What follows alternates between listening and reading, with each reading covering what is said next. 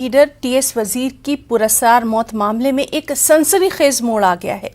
تحقیقات کے دوران یہ اہم انکشاف ہوا کہ ترلوچن سنگھ وزیر کی موت نہیں بلکہ قتل کیا گیا۔ دراصل اعتراف اور مبینہ خودکشی کا خط قتل کے مشتبہ ملزم ہرمیت سنگھ کے فیس بک پروفائل پر اپلوڈ کیا گیا ہے۔ حالانکہ اس معاملے میں دہلی پولیس کی جانب سے بارہا کہا جا رہا ہے کہ جب تک پوسٹ مارٹم رپورٹ سمیت فورنسک تحقیقاتی رپورٹ سامنے نہیں آتی تب تک اس معاملے میں کچھ بھی کہنا قبل از وقت ہوگا، لیکن اس معاملے میں ہر ممکن تحقیقات اور کارروائی ضرور کی جا رہی ہے۔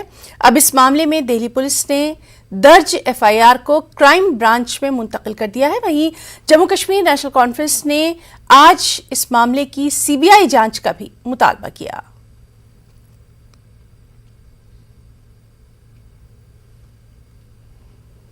ایک اور اہم خبر، کووڈ سے ہوئی موت پر ڈیتھ سرٹیفکیٹ جاری کرنے کے معاملے میں سپریم کورٹ کی سرزنش کے بعد مرکز نے حلف نامہ داخل کیا۔